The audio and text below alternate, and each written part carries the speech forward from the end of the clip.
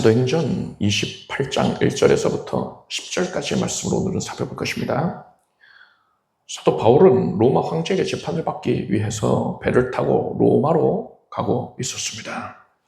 그런데 유라굴로라는 큰 풍랑을 만나서 14일간이나 표류를 하였습니다. 이때에 이 배 안에 있는 사람들은요, 살 소망이 다 끊어져 버렸어요.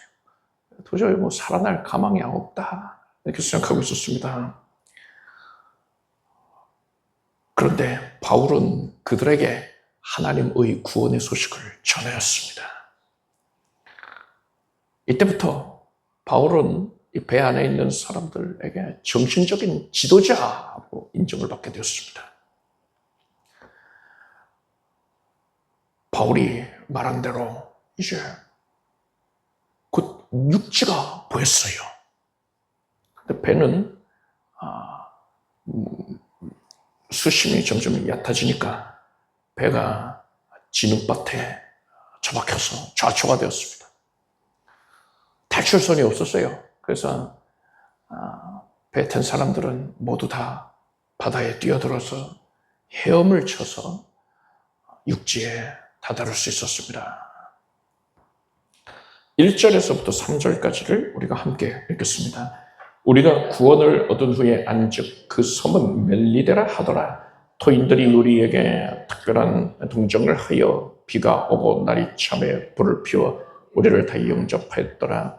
바울이 한뭇 나무를 거두어 불에 넣으니 뜨거움을 인하여 독사가 나와 그 섬을 물고 있는지라. 바울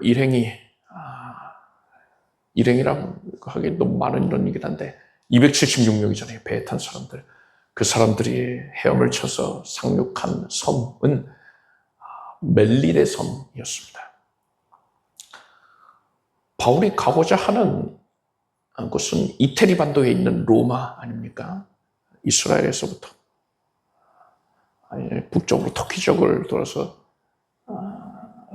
서쪽으로 계속 진행을 해서 이태리 반도 다다라야 되는데, 이태리 반도는 장화 모양으로 생겼습니다. 장화 모양으로 생겼죠. 이태리 반도에서 남서쪽에 보면 시칠리아 섬이 있습니다.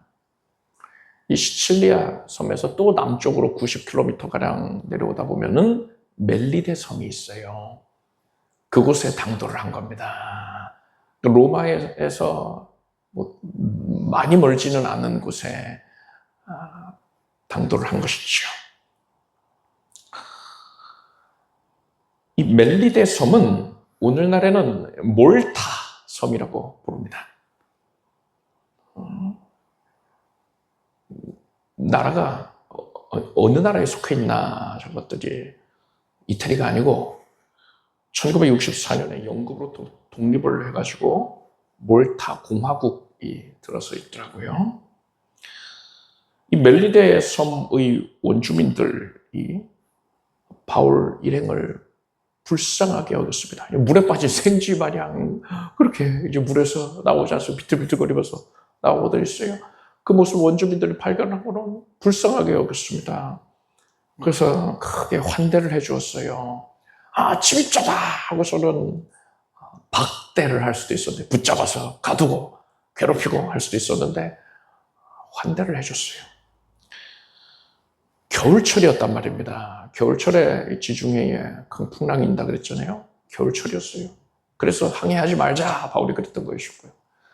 지금 겨울철에 바다에 뛰어들어서 그 찬 바다를 헤치고 올라왔는데 비까지 내리고 있어요. 비까지 추적추적 내리고 있습니다. 얼마나 춥겠습니까? 그래서 원주민들이 불을 피워서 바울 일행이 몸을 따뜻하게 할 수 있도록, 몸을 말릴 수 있도록 그렇게 배려를 해주었습니다. 이때 바울이 나뭇가지를 거두어다가 불에다가 던져 넣었습니다. 불이 계속 하나 타오르는 게 아니라 꺼져가잖아요. 그러니까는 나무를 계속 장작을 공급을 해줘야 되잖아요. 그렇게 나무를 주워다가 불에다가 던져 넣는 겁니다. 이때 독사에 물렸다 하는데 그건 조금 후에 자세히 살펴볼 겁니다. 우리는 지금 여기서 이 바울이 손수 나뭇가지를 모아다가 불에 던져넣었다는 것을 주목할 것입니다. 바울은 다른 사람들처럼 자리에 앉아서 따뜻하게 불만 쬐고 있었던 게 아니고요. 그 불길을 지속하기 위해서, 불길을 더하기 위하여서 바울이 지금 애쓰고 있었다는 겁니다. 숲에 들어가서 나뭇가지 가져오고 몇 번을 나르고 했다는 거예요. 바울은 뭐 힘이 넘쳐서 그런 겁니까? 아니지요. 14일 굶었단 말입니다. 그리고서는 이제 헤엄치기 직전에 새벽녘에 한 끼 제대로 먹은 게 다예요. 모든 사람들이 다 그랬지요. 게다가 바울이요, 지금 오늘 본문의 시점 당시에 55세의 경우로 추정이 됩니다. 그러니까 젊은 나이가 아니에요. 힘에 부친단 말입니다. 게다가 헤엄쳐가지고 나왔으니까 그 추운 날에 헤엄을 쳤으니까 얼마나 힘들겠어요. 그냥 헤엄이 아니었잖아요. 바닷물과 육지물이 만나는 곳에 지름벌이 생길 정도였다니까 소용돌이가 있었단 말입니다. 육지로 향하는 것을 가로막는 물의 흐름이 있었단 말이에요. 그걸 헤치고서 무트로 올라왔으니까 기진맥진한 건데 녹초가 돼 있었을 거예요. 그런 상황이었고, 게다가 또 여러분, 바울이 이 배에 탄 사람들로부터 정신적인 지도자로서 인정을 받고 있다 하지 않았습니까? 그러니까 바울이 그 거룩배를 끊으라 했을 때 끊어버리고 밀을 버리라 하니까는 주저없이 다들 밀을 버리지 않았습니까? 그렇게 지도자로 인정을 받고 있었어요. 나이도 있고 나이도 지긋하고 당시에 뭐 평균 연령이 40세가량, 평균 수명이 40세 정도였다고 하니까 그 뭘로 축 아니겠습니까? 55세면은요. 나이도 지긋하고 또 여러 가지 몸도 힘들고 하니까 바울은 그저 자리에 앉아 있어도 됐었어요. 그러면은 사람들이 알아서 굽신굽신거리면서 아유 바울 선생님 괜찮으시지요? 하면서 자기들이 알아서 나무를 가져다가 날랐을 것입니다. 그런데 바울은 그렇게 다른 사람들을 시킨다든가 아니면 다른 사람들만 수고하게 내버려두지 않았단 말이에요. 자기는 편하게 있지 않고 다른 사람들이 오히려 편히 앉아있을 수 있게 하고 자기 힘든데도 불구하고 힘든 몸을 이끌고서 다른 사람들을 섬기는 모습을 보였단 말입니다. 바울이 왜 이랬을까요? 안 그래도 됐는데 왜 굳이 그랬을까요? 그것은 바울이 섬기고 있는 예수 그리스도께서 그러한 모습을 보이셨기 때문인 것입니다. 예수께서 최후의 만찬 자리에서 제자들의 발을 씻기셨어요. 발을 씻기는 것은요, 종들이 하는 행동입니다. 그런데 천지 만물을 창조하신 위대하신 하나님이, 전능자, 초월자 하나님이 종의 모습으로까지 낮아지셔서 사람들을 섬겨주셨단 말입니다. 너무나 충격적이지 않습니까? 이때 예수께서 이렇게 말씀하십니다. 내가 주와 또는 선생이 되어 너희 발을 씻겼으니 너희도 서로 발을 씻기는 것이 옳으니라. 내가 너희에게 행한 것 같이 너희도 행하게 하려 하여 본을 보였노라. 예수께서 이런 모습 보이신 이유가 뭐라고요? 본을 보였다는 겁니다. 성도가 섬기는 모습을 보이기를 원하셨기 때문에 본을 보이셨다는 거예요. 여기에 더해서 예수께서 이렇게 말씀하십니다. 이어지는 구절을 보니까 내가 진실로 진실로 너희에게 이르노니 종이 상전보다 크지 못하고 보냄을 받은 자가 보낸 자보다 크지 못하니 너희가 이것을 알고 행하면 복이 있으리라 하셨어요. 무슨 말입니까? 뜨끔해야 하는 말씀이에요. 나는 너희의 상전이 아니냐, 주인, 내가 너희의 주인 아니냐? 내가 너희를 보내는 자가 아니냐? 너희는 보냄을 받은 자이고 내가 너희를 보내는 자다. 그러니 내가 너희보다 큰 것이 당연하지 않겠느냐? 그런데 내가 이렇게 낮아져서 섬기는 모습을 보였으니 내가 그랬는데 하물며 너희들은 어떤 모습 보여야겠느냐? 너희들도 당연히 섬기는 모습 보이는 것이 마땅치 않겠느냐? 그런데 너희가 그런 모습을 보이지 아니한다면 그것은 무엇이냐?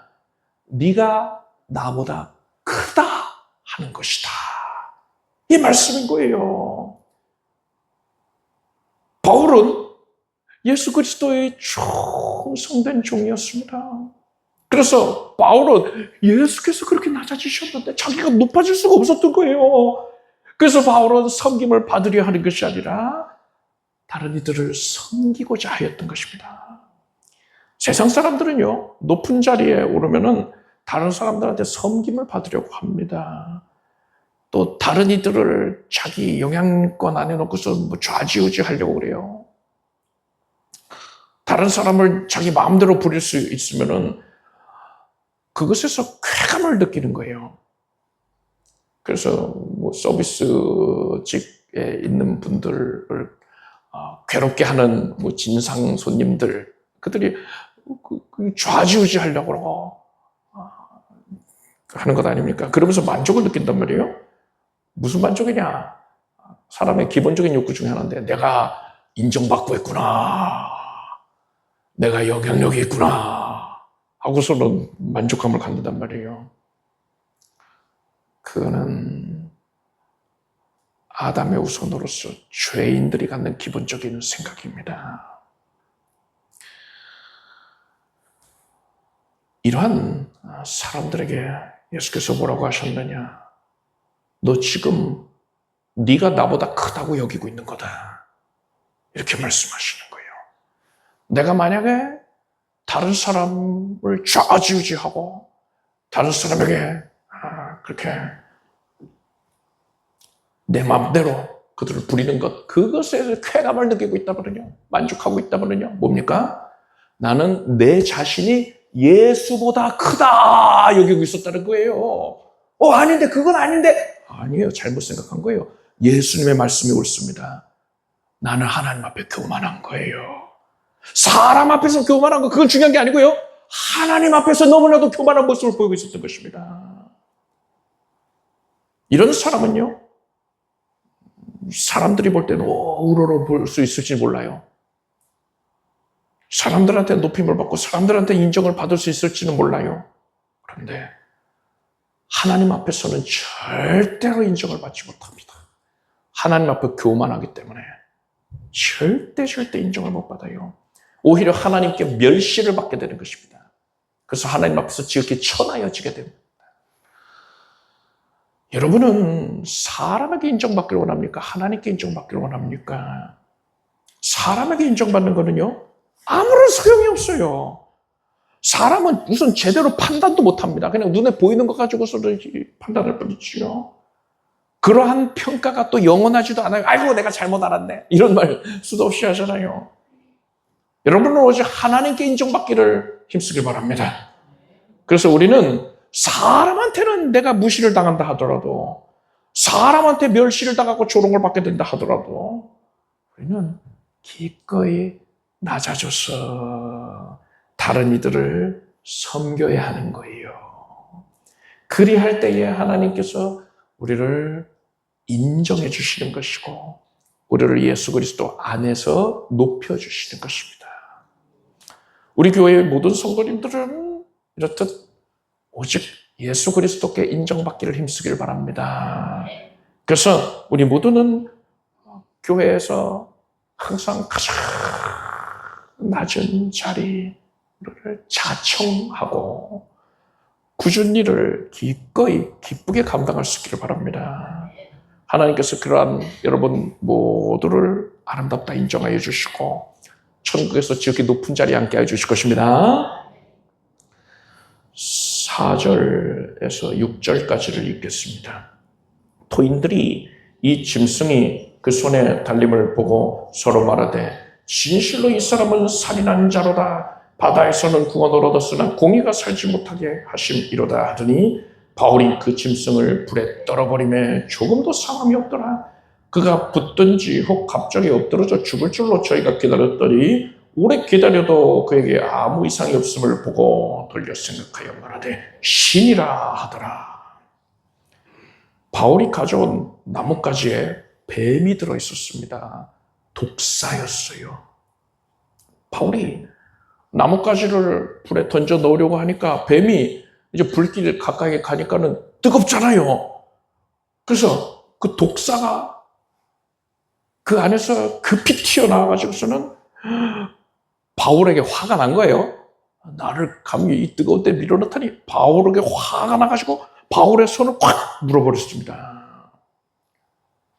제가 그 동물들 그 영상을 자주 봐요.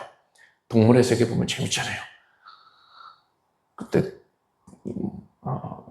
독사가 사람이나 뭐 짐승 물 때 물고선 계속 물고 있는 게 아닙니다. 순식간에 물었든지 안 물었든지도 안 보여요.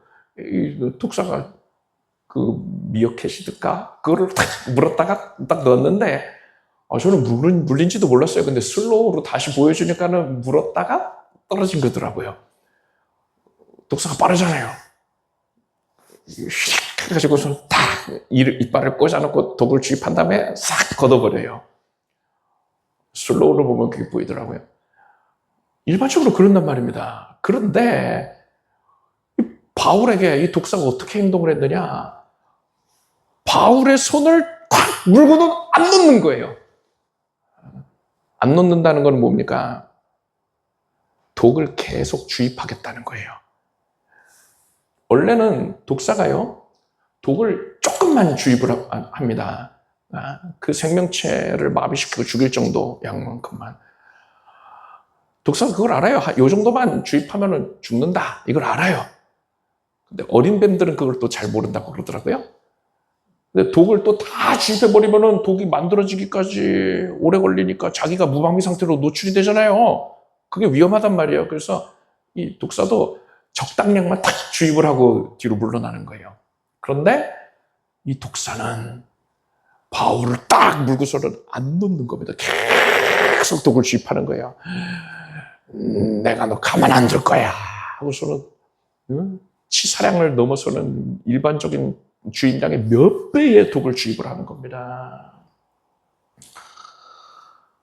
바울이 그 독사를 떨어버렸어요. 독사에게 잠깐만 물려도 너무나도 치명적인데 보니까는 뭐 피에다가 독을 딱 떨구니까 피가 그냥 단단하게 굳어버리더라고요. 비커에 담긴 피가. 독사가 작정을 하고 많은 독을 주입을 했으니까 이제 바울이 어떻게 되겠습니까? 원주민들은 이제 곧 바울이 정신을 잃고 쓰러져서 이 몸이 마비가 되고 경련이 일어나고 폐도 멈춰버리니까 숨을 쉬지 못해가지고 눈알이 튀어나와서 죽겠구나 이렇게 생각한 거예요. 그 뱀에 물리면 그렇게 된단 말입니다. 근데 뭐 잠깐 물려도 그런데 뱀이 작정하고서는 독을 아주 많이 주입을 했으니까는요, 그 증상이 더 빠르고 더 심각하게 나타날 겁니다. 그래서 원주민들이 진실로 이 사람은 살인한 자로다. 바다에서는 구원을 얻었으나 공의가 살지 못하게 하시리로다 그랬어요.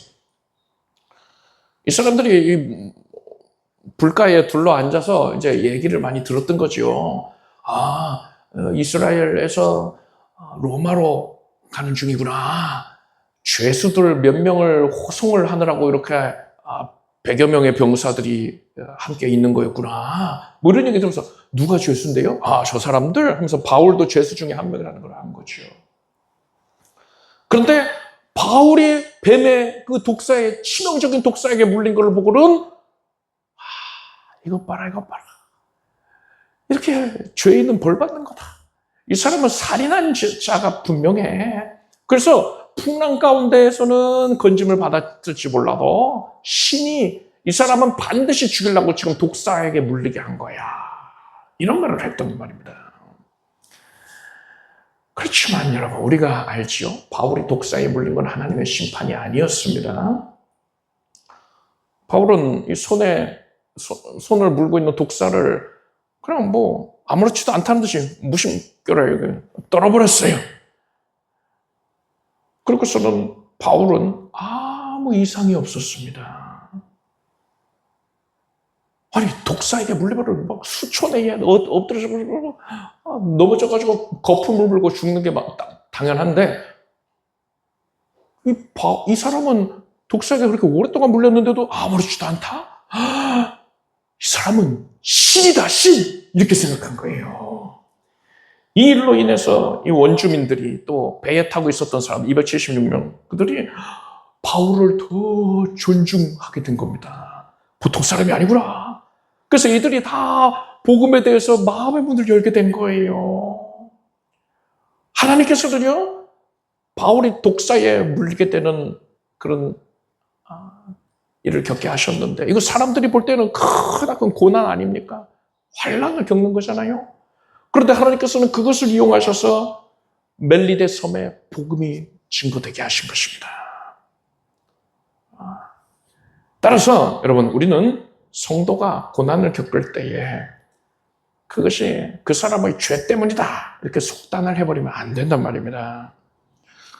물론 죄 때문에 고난이 임하는 경우 있지요. 많이 있지요. 성경에도 선악과를 따먹는 그 죄를 범했기 때문에 아담에게는 노동하는 또 수고의 고통을 주셨잖아요. 하와에게는 임신과 출산의 고통을 주셨습니다.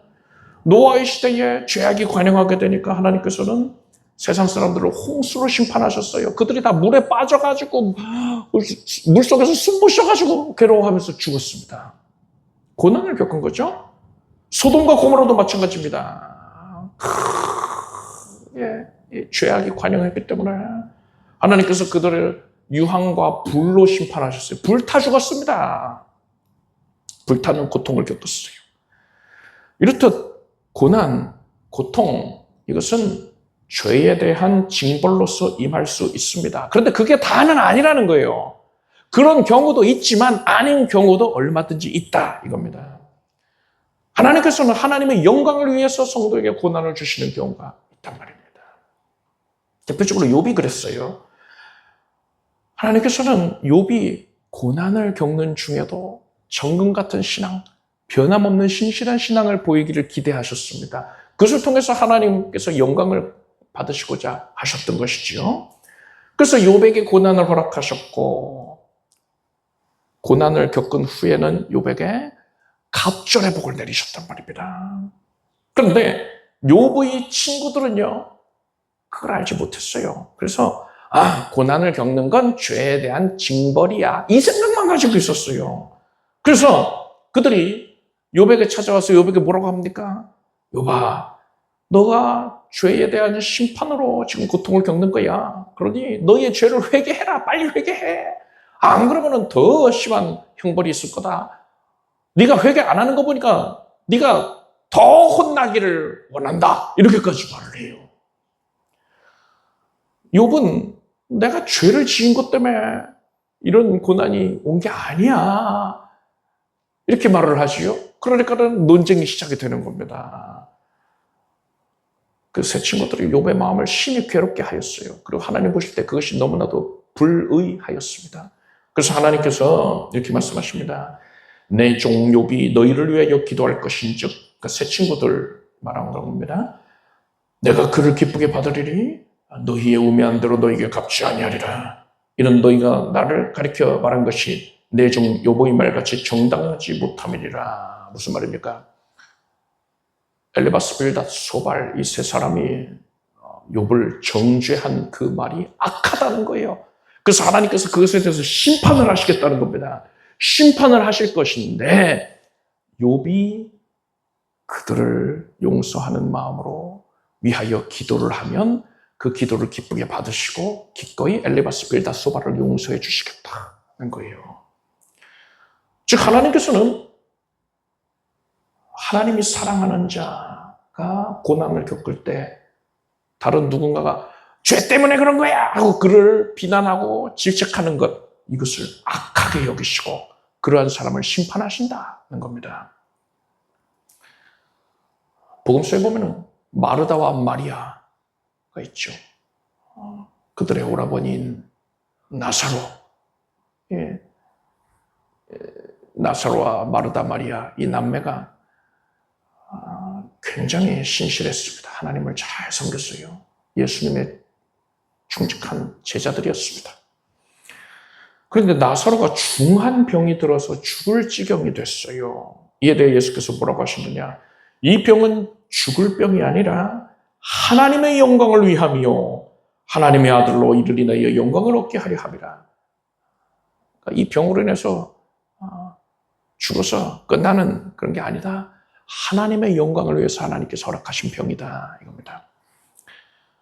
나사로는 결국 죽었어요. 그래서 무덤에 장사된 지 나흘이 지났습니다. 나흘 만에 예수께서 그것을 방문하셔서 죽은 나사로를 살려내셨습니다. 예수께서는 이것을 통하여서 예수님이 사망의 권세를 이기실 것을 예표하신 거예요. 장차 사망을 이기고 부활하실 것을 예표하신 겁니다. 그 전에 제자들에게 장사된 지 사흘 만에 부활한다 이렇게 말씀하신 것, 그들이 그게 무슨 말인가? 상징인가? 이렇게 갸우뚱하고 이해를 못하고 있었는데 실제로 죽은 자 가운데서 살려내는 걸 보이셨으니까 예수님이 실제로 죽음 가운데서 부활하실 것을 사람들로 하여금 기대할 수 있게 하시는 것이지요. 이렇듯 하나님께서는 하나님의 영광을 위해서 또한 각별하게 계획하신 바를 이루시기 위하여서 그 과정 가운데에 성도에게 고난을 허락하실 수 있습니다. 얼마든지 고난을 허락하실 수 있어요. 내가 만약 죄를 지어서 나의 심령이 그 죄를 책망하고 있어요. 내 안에 거하시는 성령께서 회개의 영 가운데에 나를 또 질책하시는 그런 음성이 있어요. 그러면은 그런 가운데 겪는 고난이라면 회개가 필요하죠. 하나님께서 회초리를 내리치시는 것이니까요. 그럴 때 애통하고 회개하면서 죄의 길을 버리기 위해, 멀리하기 위해서 애쓰면 되는 겁니다. 그런데 그게 아니라면 여러분, 하나님께서 하나님의 영광을 위해 일하고 계시는구나. 하나님께서 선하신 계획을 갖고서 이렇게 나에게 환난, 고난을 겪게 하시는 것이구나. 그래서 이제 하나님께서 이루어내실, 합력하여 이루어질 선을 기대하면 되는 것입니다. 다른 성도가 고난을 겪을 때 마찬가지예요. 그 성도가 죄 지었는지 안 지었는지 내가 어떻게 알아요? 내가 하나님이 아닌데. 나는 모르는 겁니다. 하나님 아시고 또 그 성도에게 하나님께서 책망하고 계시다면은 그 성도 스스로는 알겠죠. 죄 때문에 이런 것이구나. 그렇다면은 그 스스로가 회개하면 되는 것이고, 내가 할 건 뭡니까? 나는 너 죄 때문에 심판받는 거지? 이렇게 정죄를 하면 안 되고요. 절대 안 되고요. 그건 내 역할이 아닙니다. 그건 하나님의 역할이지요. 나는 그가 겪는 모든 환난까지 변화이어서 하나님이 선을 이루어 주실 것을 기대를 하면 되는 거예요. 그리고 그러한 믿음의 고백을 그 사람한테 계속 들려주는 겁니다. 그것으로 말미암아 그가 낙심치 아니하고 뒤로 물러나 침륜에 빠지지 아니하고 하나님의 언약의 말씀을 붙잡고서 회개를 하던 여간에 아니면은 욥과 같은 경우일 수도 있으니까는요. 믿음, 소망, 사랑에 더 견고하여져서 하나님께서 이끄시는 가장 선한 결과에 당도할 수 있게끔 이끌어주면 되는 겁니다. 여러분은 다른 성도가 고난을 겪을 때, 어려움, 환난을 겪을 때 절대로 정죄하지 말고, 정죄하면 혼난다 그랬잖아요. 하나님께 정죄하지 말고 오히려 그를 붙들어 줄 수 있는 자가 되기를 바랍니다. 독사가 바울을 해치기 위해서 손을 꽉 물었습니다. 더 큰 해를 입히려고 손을 물고서는 놓지 않았어요. 그렇지만 바울은 아무 일도 아니라는 듯이 그 뱀을 불 가운데 떨어버렸습니다. 불 가운데 던져졌으니까 뱀은 불타 죽은 거예요.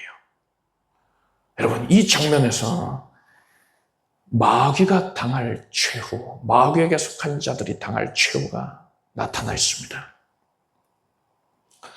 마귀는 이 땅에 오신 메시아이신 예수님을 어떻게든 해치려고, 그래서 대속사역을 하지 못하게 하려고 온갖 악한 자들을 동원을 해서 예수님을 결국 십자가에 못 박아 죽였습니다. 그렇게 마귀가 승기를 잡은 것처럼 보인단 말입니다. 그렇지만 예수님은 장사된 지 사흘 만에 사망을 이기시고 다시 살아나셨어요. 그리고 여러분, 십자가에 달려 죽임당하심으로 말미암아서 그 사실로 인하여서 예수께서는 대속사역을 다 이루어내신 것입니다. 그러고서 이제 장차 예수께서 공중의 재림을 하시면은 이 땅에는 7년간의 환란이 있지 않습니까? 이 시기에 마귀는요, 이제 자기 날이 얼마 남지 않았다는 걸 알고는 발악을 합니다. 최후의 발악을 하는 거예요. 한 영혼이라도 더 지옥 백성 되게 하려고 짐승의 표를 받게 합니다. 짐승의 표를 그냥 뭐 문신 새긴다고 해서 받는 게 아니고요. 적그리스도의 우상에게 경배를 해야지만 짐승의 표를 주는 거예요. 이마나 오른손에 짐승의 표를 주는 겁니다. 세상 사람 대부분이 그 짐승의 표를 받습니다. 그러니까 다 우상 숭배를 하게 된다는 거예요. 다 대부분이 지옥 백성이 되는 것이니까 마귀가 승기를 잡은 것 같잖아요. 그렇지만 그 7년 환란이 종료되는 시점에 예수께서 지상의 재림을 하셔서 적그리스도와 거짓 선지자를 붙잡아서 불못에 던지신단 말입니다. 불타는 연못이에요. 궁극적인 형벌의 장소입니다. 지금 불신자가 죽으면 그 영혼은 음부라는 지옥에 가지 않습니까? 그 음부까지도 불못에 던져져요. 그 음부와는 비교가 안 될 만한 가장 극렬한 고통을 주는 최종적인 형벌의 장소입니다. 마귀도 때가 되면은 붙잡혀서 그 불못에 던져지게 됩니다. 마귀를 따르던 모든 귀신들, 그리고 불신자들도 그 불못에 던져져서 마귀와 함께 여도록 고통을 받게 되는 거예요. 예수께서 그들을, 마귀가 예수를 상하게 하려고 했으나 예수께서 그들을 불에 떨어서 영원토록 심판하신 것입니다. 계시록 20장을 보니까 저희가 지면에 널리 퍼져 성도들의 진과 사랑하시는 성을 두루매 하늘에서 불이 내려와 저희를 소멸하고 또 저희를 미혹하는 마귀가 불과 유황못에 던지우니 거기는 그 짐승과 그러니까 적그리스도와 거짓 선지자도 있어 세세토록 밤낮 괴로움을 받으리라 했습니다.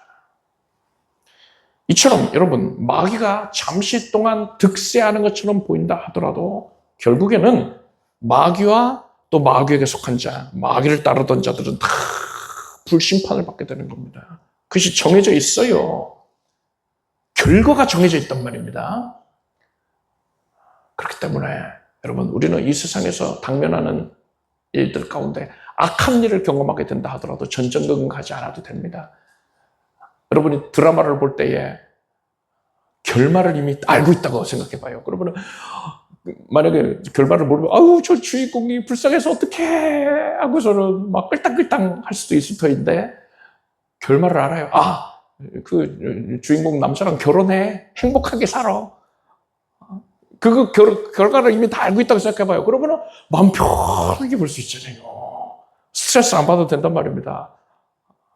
재미는 덜 하겠지만. 자, 여러분. 왜 그래? 여러분은 마귀의 그 결말을 이미 알고 있습니다.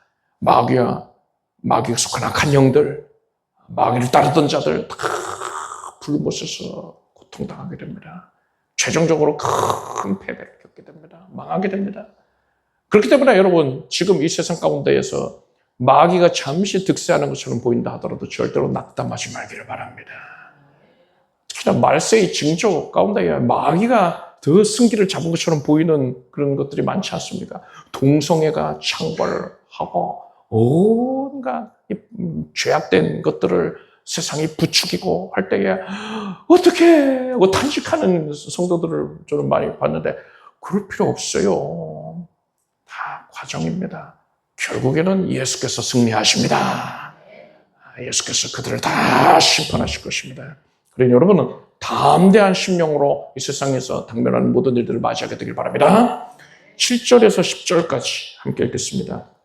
이 섬에 제일 높은 사람 보블리오라 하느니가 그 근처에 토지가 있는지라 그가 우리를 영접하여 사흘이나 친절히 유숙하게 하더니 보블리오의 부친이 열병과 이질에 걸려 누웠거늘 바울이 들어가서 기도하고 그에게 안수하여 낫게 하며 이러므로 섬 가운데 다른 병든 사람들이 와서 고침을 받고 후한 예로 우리를 대접하고 떠날 때에 우리의 쓸 것을 배에 올리더라. 원주민들 중에서 가장 높은 사람은 보블리오였습니다. 뭐 주장 아니겠느냐, 그렇죠? 그가 이 바울 일행이 거할 곳을 제공해 주었습니다. 그런데 이 보블리오의 아버지가 열병과 이질에 걸렸으니까 장에 큰 탈이 난 겁니다. 그렇게 고생을 하고 있었어요. 바울이 그 아버지에게 기도를 하고 안수를 하니까 곧 낫게 되었습니다. 하나님께서 고쳐주신 것입니다. 그래서 그 섬의 다른 사람들도 바울을 찾아와서 병고침을 받고 또 바울 일행은 그 섬의 사람들로부터 아주 융숭한 대접을 받게 되었습니다. 이 시기에 바울이 이 사람들에게 복음을 전하지 아니하였을 리가 없지요. 전해지는 말에 의하면 보블리오는 멜리데 섬의 최초의 감독이었다고 합니다. 교회의 감독이요. 그 뭐냐면은 교회의 최고 지도자입니다. 그러다가 순교하였다고 전해집니다. 그리고 멜리데 섬에서 뭐가 발견되느냐? 지하묘지, 카타콤이 발견됐어요. 그냥 지하에 뭐 단순하게 매장할 수 있는 것을 만들어 놓은 정도가 아니라 지하에 굽이굽이 연결 통로를 만들어서 지하 도시를 만들어 놓은 거예요. 왜 그랬을까요? 지상에서 함부로 예배 드릴 수가 없으니까 로마 당국의 핍박이 거셌기 때문에 숨어서 예배하고 하나님을 찬양하고 기도하고 하려고 그래서 지하에다가 그렇게 예배 장소들을 만들어 놓은 겁니다. 멜리데 섬 사람들이 핍박에도 굴하지 아니하는 참으로 신실한 신앙을 갖고 있었던 겁니다. 어떻게 그런 신앙을 가지고 있었을까요? 바울이 이 겨울 동안에 멜리데 섬에 머물면서 그들에게 복음을 전하였고 그들 중에 많은 이들이 예수 믿게 되었고 그들이 또한 적극적으로 복음을 전해서 멜리데 섬 거의 전체가 대부분의 사람들이 다 예수를 신실하게 섬기게 되었단 말입니다. 그러한 출발점이 독사 물린 사건이 있었던 것이고 또한 바울이 보블리오의 아버지를 고친 사건이 아주 중요한 역할을 했기 때문에 그 두 가지만 누가가 언급을 한 것입니다. 그런데 우리가 주목할 부분이 있어요. 9절을 보니까 고침을 받았다라고 표현을 할 때에 우리말로는 뭐 차이점이 없지만 헬라어로 보면은요 오잉? 하고서는 다시 한번 들여다보게 되는 부분이 있습니다. 일반적으로 여러분 복음서라든가 사도행전에서 예수께서 고치셨다, 사도들이 고쳤다, 기도해서 고쳤다 할 때에 사용되는 그 헬라어 단어가 이아오마이입니다. 그 단어를 보면 하나님의 능력으로 그렇게 고침을 받았다라고 끄덕끄덕하면서 이제 읽어 나가는 거예요. 그런데 이 9절에서는요 이아오마이가 사용된 게 아니라 데라피오라는 단어가 사용됐어요. 데라피오는 의학 용어입니다. 이 누가복음을 기록하고 사도행전을 기록한 누가가 의원이었잖아요. 의사였잖아요. 누가가 이 대목에서만큼은 이아오마이를 사용한 게 아니라 데라피오를 써서 고침을 받았다 기록을 했어요. 그 이유가 뭘까요? 의학 용어를 사용한 이유가 뭘까요? 사람들이 바울에게 찾아와서 기도받고 병고침 받을 때에 옆에서 누가도 거들었던 겁니다. 누가는 자기가 가지고 있는 의술을 이용을 해서 사람들을 진찰을 하고 치료하는 그런 의료 행위를 했던 거예요. 그런데 하나님께서 거기에 복을 주셔가지고 그 일을 통해서도 많은 사람들이 고침을 받게 했던 거예요. 그래서 더 복음 전도에 임하지 수 있었던 것입니다. 하나님께서는요, 바울의 기도를 통해서도 사람들을 고쳐주셨고 누가의 의술을 통해서도 치료의 은혜를 베풀어 주셨단 말입니다. 성도님들 중에 나는 병원에 안 갈 거야. 나는 기도해서 나을 거야. 하나님의 능력으로 나아야지. 그래. 하나님만 의지해야 된다 그랬잖아. 근데 병원 가는 거는 그 하나님 의지하는 게 아니잖아. 이렇게 생각하는 분을 저는 본 적이 있어요. 이거는 잘못된 겁니다. 왜요? 하나님께서는 기도를 통해서 치료하심으로써 영광을 받으시는 것도 원하시면서 또한 하나님께서 누가를 통해서 그렇게 치유의 은혜 베푸신 것처럼요. 의사를 통해서, 의료 행위를 통해서도 얼마든지 치료의 은혜를 베풀어 주실 수 있단 말입니다. 어떤 방법을 선택하실지는 하나님의 주권에 달려있는 거예요.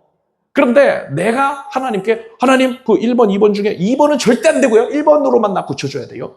2번은 안 돼요. 그것은 1번만 계속 강요하면 하나님이 아이고 네 믿음이 크다 하시겠습니까? 하나님의 주권을 침해하는 거예요. 내가 주인입니다. 내가. 하나님을 주인으로 여기는 태도가 아닌 거예요. 하나님 앞에 교만한 겁니다. 여러분은 하나님께서 다양한 방법으로 치료해 주실 수 있다는 것을 깨닫길 바랍니다. 그래서 어떤 방법으로 나를 치료하셨든 간에 내가 치료된 것은 하나님의 은혜다 라고 여러분은 큰 음성으로 고백하기를 바랍니다. 하나님께 영광 올리길 바랍니다. 기도하겠습니다. 하나님, 우리가 항상 예수 그리스도를 본받아서 섬김의 도를 행하게 하여 주시옵소서. 그래서 천국에서 큰 자가 되게 하여 주시옵소서. 성도가 당하는 고난, 회개가 필요하다면 우리가 죄를 깨닫고 회개하게 하시고 또한 하나님께서 영광 받으시기 위하여서 선을 이루시기 위해서 주시는 환난이라면 우리가 믿음으로 넉넉히 감당케 하여 주시옵소서. 다른 성도를 함부로 정죄하는 우를 범치 않게 해 주시옵소서. 또한 하나님의 섭리의 구체적인 방법이 다양할 수 있다는 것을 깨닫고 하나님의 주권을 침해하려는 태도를 갖지 아니하고 모든 것을 다 하나님께 맡기는 심령이 되게 해주시옵소서. 예수님의 이름으로 기도드립나이다. 아멘. 모두 자리에서 일어나시기 바랍니다. 가슴을 수놓고 앞으로서 수놓고 기도하겠습니다. 크고 위대하신 전능하신 하나님, 나의 하나님, 예수 그리스도 나의 하나님, 하나님을 섬기는 믿음 주셔서 감사드렸고 하나님을 사모하는 마음 주셔서 감사드립니다. 예수 그리스도의 심령을 항상 본받고 따르게 하여 주소서. 우리의 마음 낮추시고 주님만을 온전히 우러랑망하게 하옵시고 겸손한 자에게 더하여 주시는 은혜를 풍성히 누리며 살게 해주시옵소서. 하나님께서 지금 손을 얹은 부위에 치유의 은혜를 내려주시기를 구합니다. 바울의 손을 얹어 하나님께서 고쳐주신 것처럼 믿음의 자녀들이 믿음으로 손을 얹은 그 부위에 지금 치유의 은택을 넘치게 공급하여 주시옵소서. 예수 그리스도의 이름으로 고침받을 지어다. 예수 이름으로 모든 질병이 나음을 받아라. 깨끗하여 주라. 염증도 사라지고 모든 어그러진 것들이 사라질지어다. 온전하여질지어다. 오성육부가 예수로 피우게 되고 뼈마디 관절코스가 인대가 나음을 받을 것이고 모든 기관이 정상이 될 것이며 혈액이 정확히 되고 당수치가 정상이 되고 혈압도 정상이 되고 백혈구수치도 정상이 될지어다. 하나님께서 모든 선한 일을 이루시고 홀로 영광을 거두시옵소서. 삶의 현장 가운데서 겪고 있는 모든 어려움들 변하여서 보게 될 것을 믿습니다. 그것을 인하여 하나님께서 영광 받으실 것을 믿습니다. 하나님을 살아가는 자 곧 그 뜻대로 부르심을 받으시는 길은 모든 것이 하며 그 선을 이루느니라 하셨으니 말씀 그대로 이루어 주시옵소서.